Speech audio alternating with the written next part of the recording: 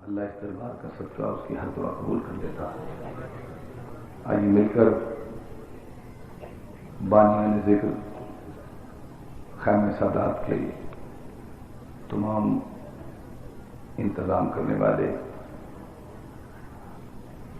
خصوصاً جناب طاہر شاہ صاحب رحمۃ اللہ علیہ تعالی، جناب سید حسن شاہ صاحب رحمۃ اللہ علیہ تعالی، حضرت علامہ ڈاکٹر ضمیر اختر نقوی مدد اللہ علیہ کے والد گرامی رحمۃ اللہ علیہ تعالیٰ کے بلندی درجات کے لیے بالخصوص شہدائے ہنگو شریف اور شہدائے محبت اہل بیت جتنے بھی ہیں ان کے لیے بھی، اور جن کا کوئی فاتح کہنے والا نہیں ہے ان کے لیے بھی ایک دفعہ الحمد شریف اور 3 دفعہ کچھ شریف۔ اللہ من الشیطان الرجیم، بسم اللہ الرحمن الرحیم، امن یجیب المضطر اذا دعاه ویکشف السوء، رب اشرح لی صدری ویسر لی امری واحلل عقدۃ من لسانی یفقهوا قولی، صدق اللہ العلی العظیم۔ المدد یا غوث الاعظم، المدد یا دستگیر، صلوات پڑھ لیں۔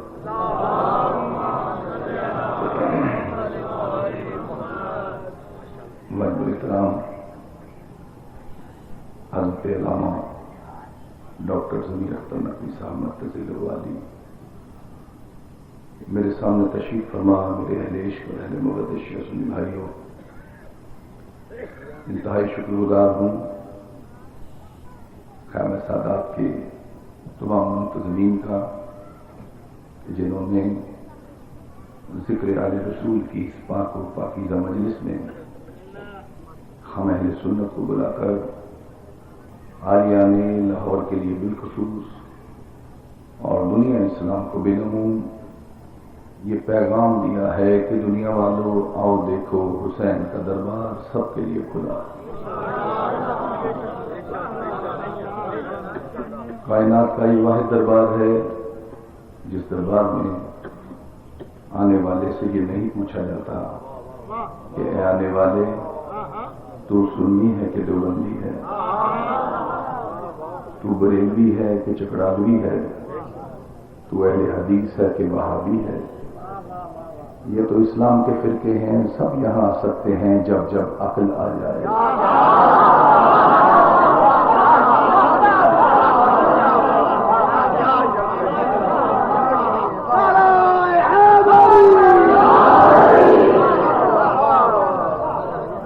یہاں تو وسعت دربار اس حد تک بڑی ہوئی ہے کہ آنے والے کو یہ بھی نہیں دیکھا جاتا کہ آنے والا عیسائی ہے کہ ہندو ہے۔ سب یہاں آ سکتے ہیں، مگر یہاں آنے کے لیے ایک شرط ہے۔ شرط یہ ہے کہ آنے والے کے دل میں محبت اہل بیت ہو، عشق اہل بیت ہو، معرفت اہل بیت ہو تو یہاں آ سکتا ہے۔ اگر یہ نہیں تو پھر اللہ ہی نہیں چاہتا کہ کوئی رجس یہاں آئے۔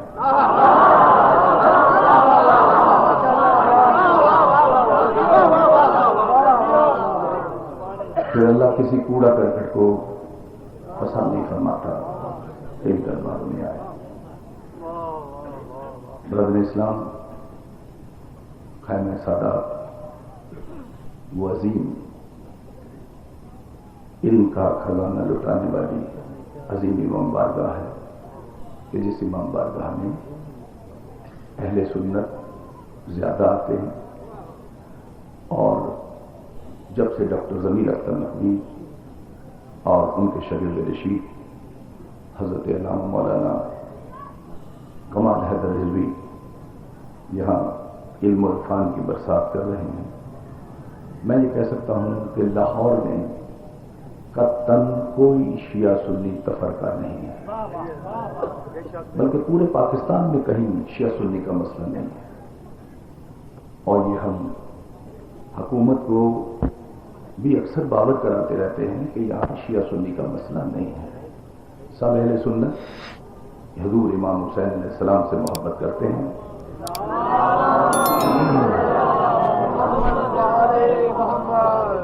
محبت نواز سائے رسول جگر گوشہ بطول موصل اسلام امام ابن امام ولی ابن ولی حسین ابن علی کی ذات پر صلوات.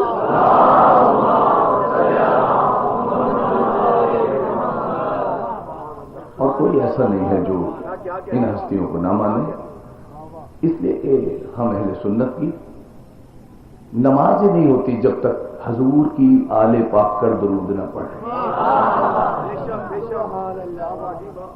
اس لیے کہ ہر شخص جو بھی نماز پڑھتا ہے تو جب وہ اللہم صلی علی محمد وعلی آل محمد کما صلیت اور آگے پڑھتا رہتا ہے تو وہ اللہم صلی علی محمد وعلی آل محمد ہے. آل پر درود واجب ہے، وہ سب مسلمان پڑھتے ہیں اور مانتے ہیں. آگے پولیٹیکل معاملہ ہے، صحابہ ہی ازواج ہی فلاں ہی،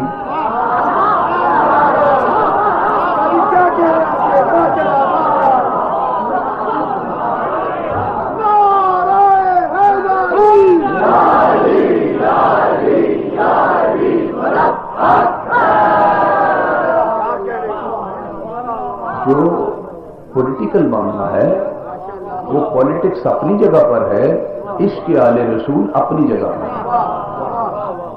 ہم نے وزیر اعلیٰ پنجاب سے محرم الحرام سے پہلے جو میٹنگ ہوئی تھی اور 55 جید علماء پورے پنجاب سے آئے تھے تو ہم نے وہیں یہ بتایا تھا کہ پاکستان میں کوئی شیعہ سنی کا مسئلہ نہیں ہے.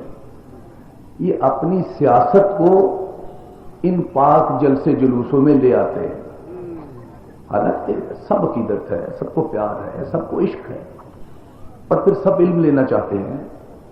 اور یہ مجالس ہیں ہی درس علوم، اور وہ علوم جو علوم حقیقی ہے، جو راستہ نجات ہے، اسے سب علم لینے آتے ہیں. کوئی جھگڑا نہیں ہے، کوئی فساد نہیں ہے. ایسے کچھ لوگ کہتے ہیں کہ جی ہماری مسجد کے سامنے سے جلوس نکل گیا، کچھ ماتمی تھے، ہماری نماز خراب ہو گئی، یہ ہو گیا وہ ہو گیا. یہ سارا پولیٹیکل معاملہ ہے. جب نبی کی نماز سجدے میں حسین پشت پر آئے نہ خراب ہو،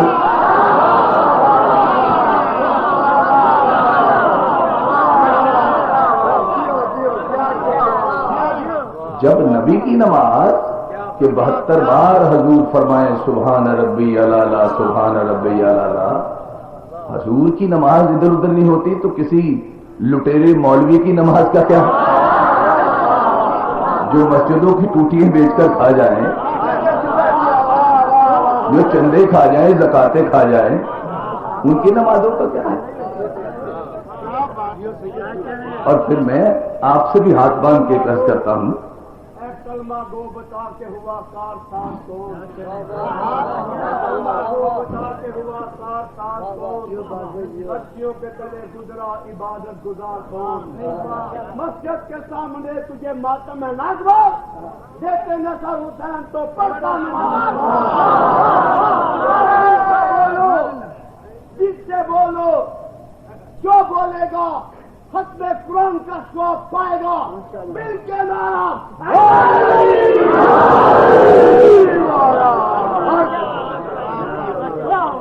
اس لیے کسی کی نماز نہیں خراب ہوتی. یہ تو حضور نے ایک نماز پڑھ کے بتایا. جب میری نماز ادھر ادھر نہیں ہوئی تو کسی 14ویں صدی کے برقرار ملا کی کہاں جائے گی. اس لیے ایسی کوئی مسئلے کی بات نہیں ہے. لیکن ایک بات آپ سے بھی ہاتھ باندھ کے عرض کرنی ہے، وہ یہ ہے کہ یہ بحث نہ کیا کیجئے کہ تشہد میں علی ولی اللہ پڑھا جائے یا نہ پڑھا جائے. بھئی حضور جب مسجد میں علی کے بیٹے کو پشت پر بٹھا کر کئی دیر تک نماز میں خیال حسین کا رکھتے ہیں، تو اگر آپ نے نماز میں علی ولی اللہ کہہ گیا تو کیا قیامت آ گئی؟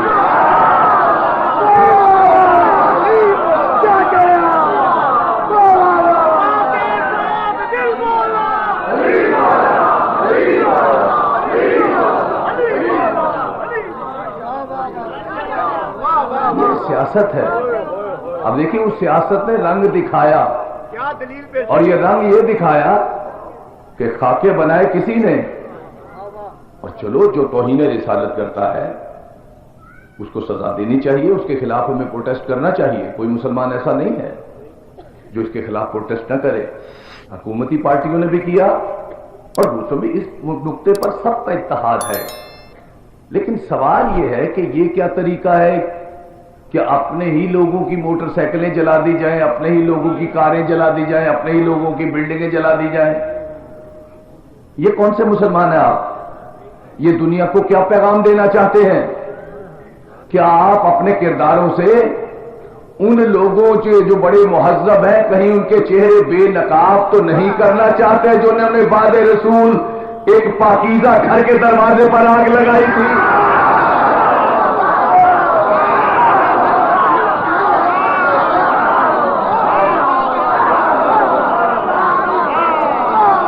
یہ آگ لگانے کی سنت تم نے لی کہاں سے؟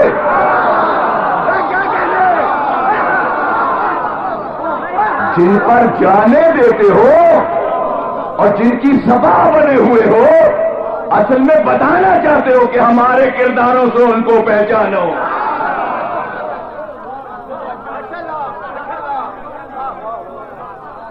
جو کبھی کفر کی چوکٹ سے نہ بیزار ہوئے, چھوڑ کر احد میں احمد کو جو فرار ہوئے, ایک کتے کے مقابل نہ گئے خندق میں, کس طرح مسند احمد کے وہ حقدار ہوئے.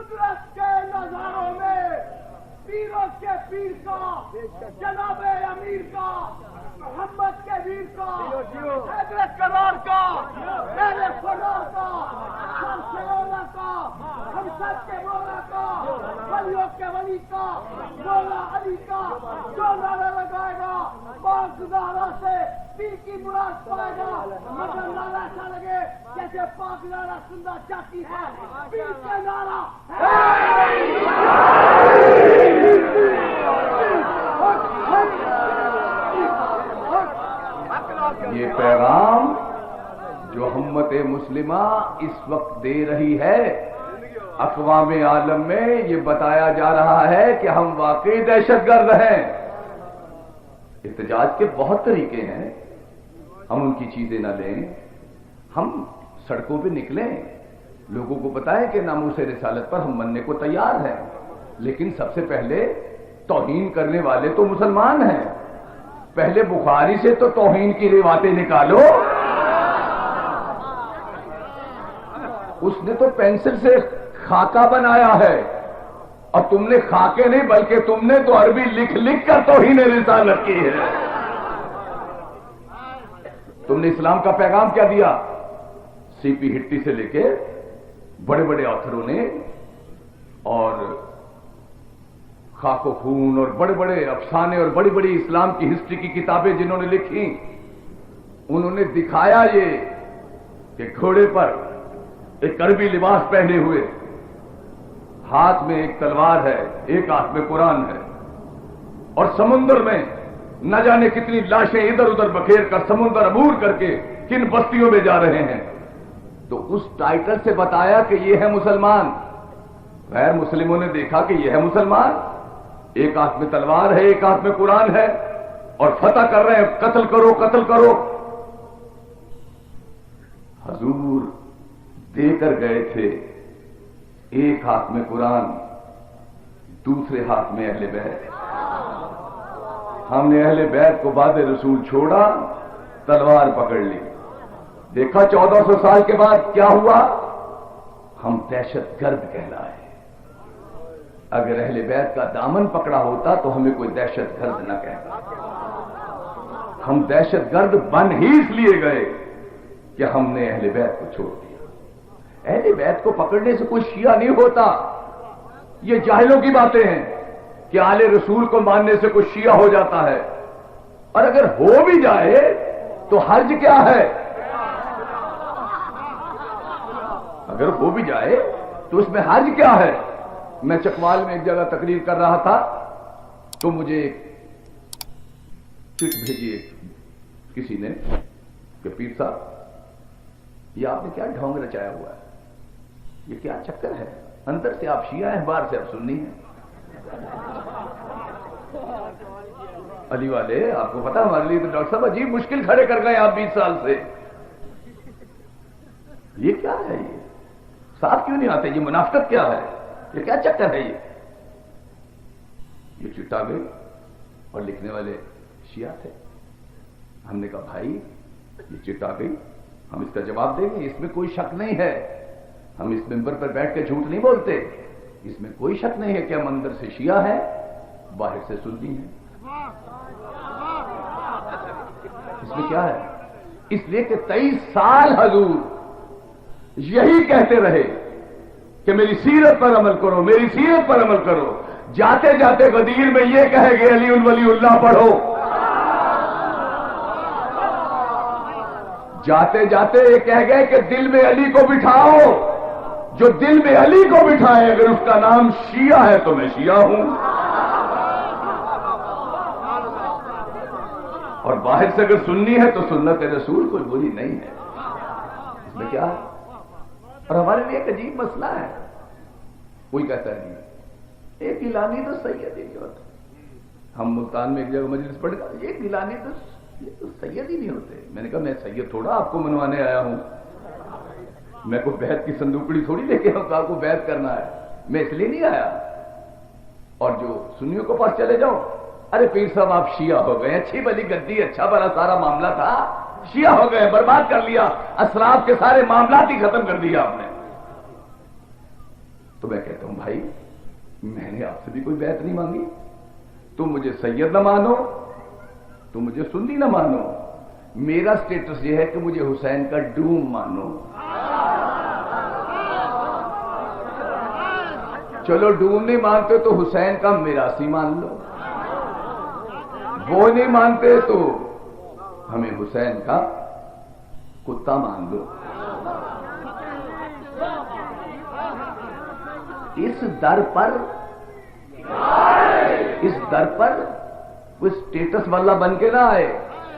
اس بن پر فقیر بن کر آئے گا تو کچھ پائے گا، اور جو اکڑ میں رہیں گے کچھ نہ پائیں گے. اس لیے جھک کر آنا ضروری ہے. یہاں کچھ نہیں، اس لیے کہ جہاں خود معصومین آ جاتے ہوں وہاں ہم کیا جی سید ہیں؟ نہیں، کچھ نہیں. ہم جو چوپ سب آ گئے ہیں یہاں پر تو ہم غلام ہیں، ہم ان کے نوکر ہیں، ہم ان کے چاکر ہیں، ہم ان کے فقیر ہیں. ہم بہت کم سے کم درجے کے ہیں، اس لیے کہ وہ بہت افضل ہیں جن کا ذکر ہم کرتے ہیں. آج بھی مسلم معاشرے میں اور پاکستان میں امن اگر آ سکتا ہے تو عشق اہل بیت سے آ سکتا ہے. میں پیغام دوں گا اس مجلس سے پورے لاہور کی رہنے والوں کو کہ امن کرو، اقوام عالم میں عزت پاؤ، اور آگ لگانا بند کر دو. ملکی املاک کو مت جلاؤ، اس سے ہماری عزت نہیں ہے. اگر کوئی مہربانی کر کے یہاں کوئی فائنانس لے آیا ہے اور اس ملک کو ترقی دلانا چاہتا ہے تو کبھی مہمانوں کی چیزیں نہیں جلائی جاتی. یہ سنت یزید کی ہو سکتی ہے، مسلمان کی نہیں ہو سکتی. آپ کے پاس انویسٹمنٹ لے کے آئے ہیں، آپ ان کو جلا رہے ہیں. ہمارے لاہور کے اتنے اچھے ایس ایس پی عامر ذوالفقار، اتنا کام کرنے والے، وہ کہا ہم بھی مسلمان ہیں، ان کے ساتھ بے حرمتی کرتے ہو. جو تمہارے محافظ ہیں، چوریاں تو ہوں گی، ڈاکے تو ہوں گے، اس لیے کہ محافظوں کو تم نے کسی اور کام پہ لگا دیا ہے. میرا یہ پیغام ہے کہ اس وقت جو بہترین حکومت کارکردگی دکھا رہی ہے، نہیں چاہتے کچھ لوگ کہ ملک کی ترقی برقرار رہے. اور میں حکومت سے مطالبہ کروں گا کہ قرار واقعی سزا دی جائے ان لوگوں کو، بلکہ ان لوگوں کو وہی گولی مار دی جائے جو پاکستان کے کسی درخت کا ایک پتا بھی اجاڑتا ہے. اس لیے کہ ہمیں اس ملک سے محبت ہے، ہم نہیں چاہتے کہ کوئی مذہب کے نام پر ملک میں جلانے کا، توڑنے پھوڑنے کا کام کرے، اور انتظامیہ کو بھی اتنی محبت نہیں دکھانی چاہیے ان لوگوں سے کہ جو لوگ ملک کی بہترین چیزوں کو جلا رہے ہیں۔ یہ کیا پیغام ہے؟ آؤ، اگر امن سیکھنا ہے، محبت سیکھنی ہے تو مجلس حسین میں آؤ۔ اگر علم لینا چاہتے ہو، تم نے فتویٰ دیا کہ حسین کی مجلس میں جانے سے نکاح ٹوٹتا ہے، تمہارے پاس علم کہاں سے آئے گا؟ یہاں علم ملتا تھا، تم نے نکاح کا خطرہ ڈال کے لوگوں کو جاہل بنا دیا۔ جاہلیت ختم کرنے کا صرف ایک فورم ہے، وہ ہے مجلس ذکر آل رسول۔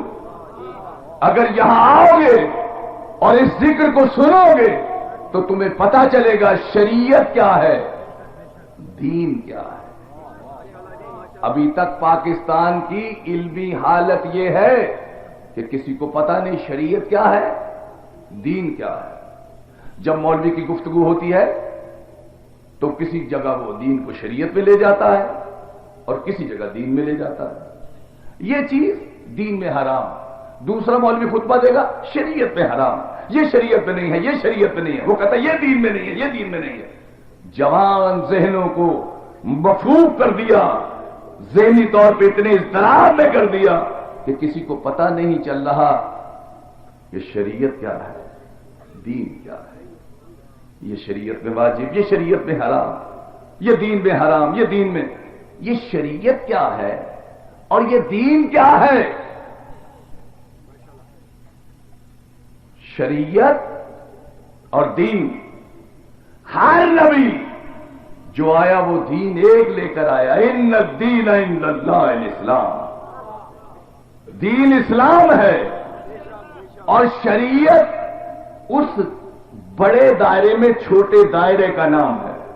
مثلا پاکستان ایک بڑا دائرہ ہے، اسے دین سمجھیے، یہ دین ہے، اس میں چھوٹے چھوٹے 4 سرکل ہیں، اس کو شریعت سمجھ لیجیے، یعنی ہے دین کے دائرے میں، یہ شریعت کے دائرے۔ مثلا پاکستان میں 4 چھوٹے صوبے ہیں، ایک سرحد ہے، ایک پنجاب ہے، ایک بلوچستان ہے، ایک سندھ ہے۔ سندھ کا قانون ہو سکتا ہے پنجاب میں نہ لگتا ہو، اور پنجاب کا قانون ہو سکتا ہے بلوچستان میں نہ لگتا ہو، اور بلوچستان کا قانون ہو سکتا ہے سرحد میں نہ لگتا ہو۔ مثلا سرحد میں، صوبہ سرحد میں اگر آپ تاروں پہ کنڈی بھی ڈال لیں تو آپ پر پرچہ نہیں ہوتا، اور یہاں کو فیوز بھی الٹا کر لے تو پرچہ ہو جاتا ہے۔ قانون ایک ہے لیکن وہاں اتنا سخت نہیں ہے۔ اسی طرح بلوچستان میں فوج رکھنی شاید جرم نہیں ہے، اور یہاں آدمی 2 گن مین بھی رکھ لے تو پکڑا جاتا ہے۔ تو قانون، چھوٹے دائرے کے جو قانون ہیں وہ ایک دوسرے سے مختلف ہو سکتے ہیں، لیکن جو بڑا دائرہ ہے پاکستان، اس کا قانون ہر جگہ پورا لگے گا۔ اسلام بڑے دائرے کا نام ہے، شریعت اس میں چھوٹے دائرے کا نام ہے۔ دین اسلام آدم بھی لے کے آئے تھے، نوح بھی لے کے آئے تھے، ابراہیم بھی لے کر آئے تھے، یہ سارے اسلام لے کر آئے تھے، شریعتیں مختلف تھیں۔ مثلا عیسیٰ کی شریعت میں روزہ آپ رکھیں گے لیکن وہ روزہ 24 گھنٹے کا ہوگا، ہماری شریعت میں 24 گھنٹے کا نہیں ہے۔ موسیٰ کی شریعت میں روزہ تھا لیکن روزے میں کھانے پینے کے علاوہ بولنا بھی منع تھا، اس جگہ شریعت یہ تھی۔ لیکن جو شریعت مسلمانوں کی ہے اس شریعت میں آپ روزہ رکھیں، بھوکے رہیں، لیکن آپ باتیں کر سکتے ہیں، گپ شپ لگا سکتے ہیں۔ اسی طرح ان کی نماز کا طریقہ اور تھا، ہماری نماز کا طریقہ اور ہے۔ نماز عیسائیوں میں بھی ہے لیکن ان کی اور طرح ہے، ان کی شریعت میں اور ہے، ہماری شریعت میں اور ہے۔ جو حضور سے پہلے شریعت تھی، جس شریعت میں ابو طالب تھے، نماز ابو طالب بھی پڑھتے تھے لیکن اس شریعت میں اور تھی، ہماری شریعت میں اور ہے۔ تو شریعتیں بدلتی ہیں، دین نہیں بدلتا۔ اب 1,24,000 نبی جو آئے، لائے تھے سارے دین، اور دین جو لائے آخری نبی حضور تھے. حضور کے بعد کسی نبی نے اب آنا نہیں ہے، نبوت ختم ہے اور اس اسلام کے نظام کو چلنا ہے کروڑوں سال. تو کیا نبی جاتے جاتے اس دین کو مکمل نہیں کر جائیں گے؟ جو انکمپلیٹ دائرہ ہے دین کا، یہ دین کا انکمپلیٹ دائرہ کس جگہ میرے بھائیوں مکمل ہوا؟ بات شیعہ سنی کی نہیں ہے، یہ دین کا انکمپلیٹ دائرہ جو 1,24,000 انبیاء کے آنے کے بعد تک کمپلیٹ نہیں ہوا. میری عربی اتنی زیادہ مضبوط نہیں ہے، یہ جو آیت قرآن میں آئی ہے، اگر میں غلط پڑھوں تو مجھے درست کر دیجئے. الیوم اکملت لکم شریعتکم، یہ آیت تھی، یہی تھی نا؟ بولے پھر نہیں تھی نا؟ تو کیا شریعت مکمل ہوئی تھی یا کچھ اور مکمل ہوا تھا؟ تو یہ سارے کہہ رہے ہیں نہیں پیر صاحب غلط بات آپ کہہ رہے ہیں، شریعت نہیں تھی، دین مکمل تھا. تو یہ جاتے جاتے رسول کون سی ایسی چیز رکھ کر جا رہے تھے کہ دین مکمل ہو رہا تھا؟ وہ کیا تھا کہ جس پر اتنا حکم سخت تھا کہ اگر یہ نہ سنایا تو کچھ نہ سنایا؟ اور اتنے آپ سننے والے ہیں، اگر یہ نہ سنا تو کچھ نہ سنا. اور جتنے مولوی اور ذاکر سنی ہو یا شیعہ ہوں، آستینے چڑھا چڑھا کر جو بیان کرتے ہیں، اگر یہ نہ پڑھا تو کچھ نہ پڑھا. دین مکمل کیسے ہوا؟ مکمل یہ کہہ کر اللہ نے کرایا کہ یا ایھا الرسول بلغ ما انزل الیک، کہ اگر تم نے یہ نہ کیا تو دین کا کوئی کام ہی نہیں کیا. دین مکمل ہوا. من کنت مولاہ فھذا علی مولا.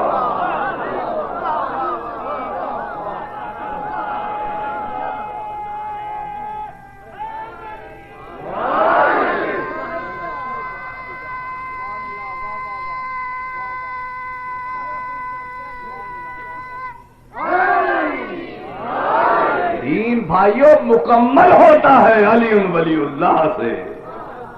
جب تک ولایت علی کا اقرار نہ کیا جائے دین انکمپلیٹ رہ جاتا ہے. یہ بتا کر گئے تھے کہ یہ ہے دین، اس کو مانو، اس کو سمجھو، اس کو پہچانو. اس لیے کہ علی وہ ہے کہ جس سے دین مکمل ہوتا ہے. اور علی وہ ہستی ہے کہ کائنات کا کوئی سوال علی سے کیا جائے علی فوراً سوال کا جواب دے. اگر کسی نے پوچھ لیا کہ یا علی زمین سے سورج کا فاصلہ کتنا ہے، تو فرمایا اگر ایک گھوڑا بھاگتا ہوا 500 سال تک بھاگتا رہے تو 500 سال کے بعد سورج تک پہنچے گا. تو انگریز نے جب اس کو میجرمنٹ کیا تو کہا یہ 9,40,00,000 میل ہے. اتنا فاصلہ ہے، اور 9,40,00,000 میل سورج جو زمین سے انتہائی قریب ہے، اس سے آگے مشتری ہے، پھر زحل ہے، پھر عطارد ہے، پھر مریخ، پتہ نہیں کہاں کہاں اربوں، پھر کعبہ قوسین، اس کے بعد 7 آسمان، پھر 9 جنتیں، آخری جنت الحسین.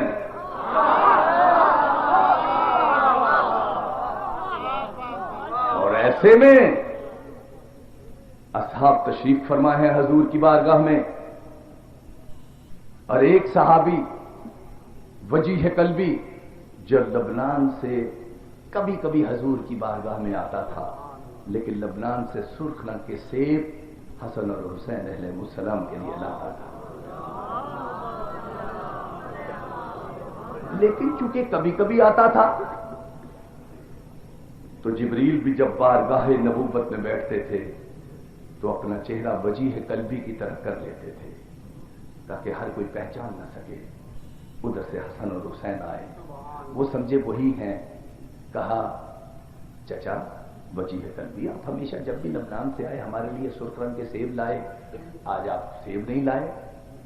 रवायत में ये लिखा है, लेकिन ये कोई ना समझ रहे कि पीर आसिफ अली गिलानी ने कह दिया कि बच्चों ने पहचाना नहीं, बच्चे पहचानते थे।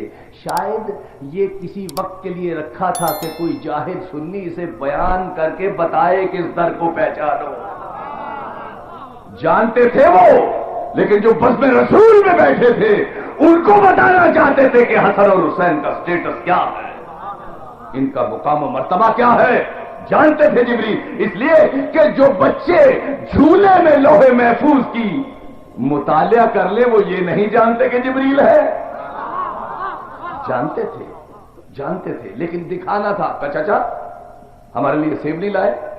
जिब्रील ने फौरन अपना हाथ उठाया और फौरन ठंडे सुर्ख रंग के सेबों के गुच्छे हसन और हुसैन अलैहिस्सलाम को पेश कर दिए। आप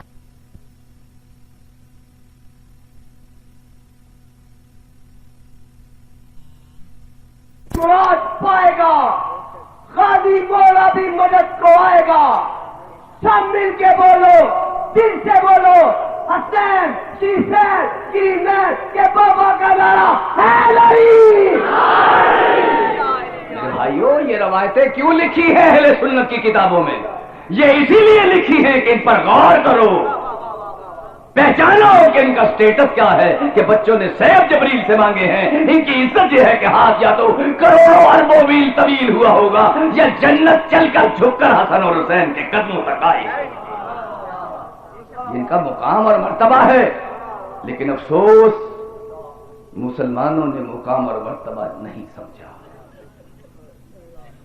काश दुनिया इनका एहतराम समझ जाती तो आज मुसलमान इस तरह जलील और रुस्वा ना होते। आज हम दर दर की ठोकरें ना खा रहे होते।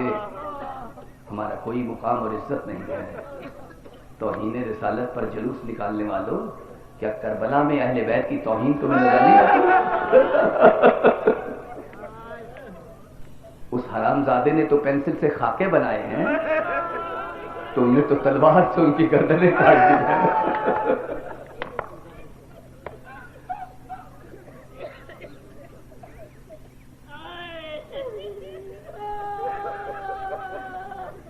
मौला कायनात कूफे में खिलाफत की मस्जिद पर मुतमक्किन थे। दिल में ख्वाहिश पैदा हुई कि मेरी बेटी सानिया ज़हरा कूफा आए। 18 भाइयों की बहन,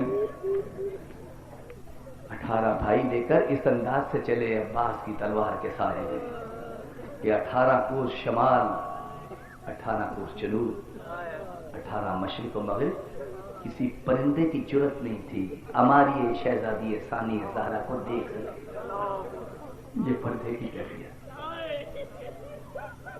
खुद मौला कायनात कूफे के सदर दरवाजे पर आकर इस्तकबाल करके बेटी को घर ले गए। कुछ दिनों के बाद कुछ शुरफाए कूफा आए और उन्होंने आकर कहा, या मौला अली, हमारी खवातीन ये चाहती हैं कि आपकी बेटी की ज़ियारत कर लें।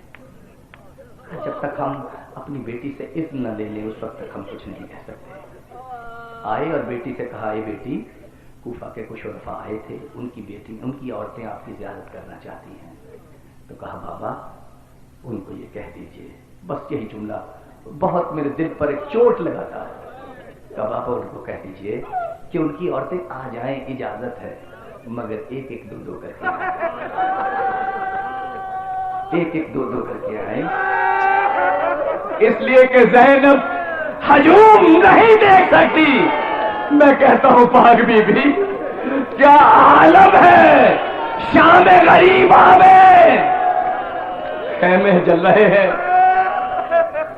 और शिमर लाइन से लेके पिछले साल तक ये नहीं देख रहा, ये 9 लाख दहशतगर्द कलमा पढ़ने मुसलमान ये नहीं देख रहे कि ये रसूल की बेटियां हैं, ये हरम रसूल है।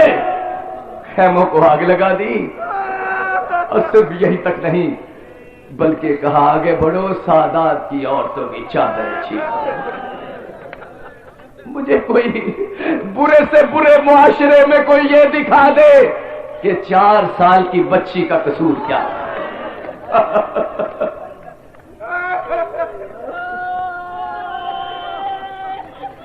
بی بی سکینہ نے کسی کا کیا بگاڑا؟ مجھے بتائیے کیا قصور تھا ان کا؟ ان کو تماچے کیوں مارے گئے؟ ان کی بالیاں کیوں چھینی گئی؟ ان کا قصور کیا تھا؟ چلو اگر تم نے بالیاں بھی چھین لی، تماچے بھی مار لے، تو یہ مجھے بتاؤ کہ 11 محرم کو جب قافلہ رخصت ہوا تو رسیاں بھی باندھی تھی. چلو رسیاں تم نے باندھ لی، 1400 میل کوفہ، کربلا سے کوفہ، کوفہ سے شام، اس انداز سے سادات کی قیدی خواتین جا رہی تھی کہ جب رات ہوتی تھی تو صندوقوں میں سر بند کر دیے جاتے تھے. جب صبح ایک دن صندوق کھولے تو جس صندوق میں آقا حسین علیہ السلام کا سر تھا وہ سر نہیں تھا. شمر تازیانہ لے کر سید سجاد کے قریب ہوا، گستاخیاں کی، کہا تم بنی ہاشم جادوگر ہو، کہاں ہے حسین کا سر؟ میں نے رات کو تالا لگا کے رکھا تھا، تالا کھولا ہے تو اس میں سر نہیں ہے. کہا شمر تازیانہ نماز، جا میرے بھائی علی اکبر کا صندوق کھول، جس صندوق میں علی اکبر کا سر ہے تجھے بابا وہاں مل جائیں گے. جو ہی صندوق کا تالا کھولا دیکھا کہ حسین کے لہوٹ علی اکبر کے رخسار پر آوازیں آ رہی تھی، ولدی علی اکبر، ولدی علی اکبر، اے میرے علی اکبر.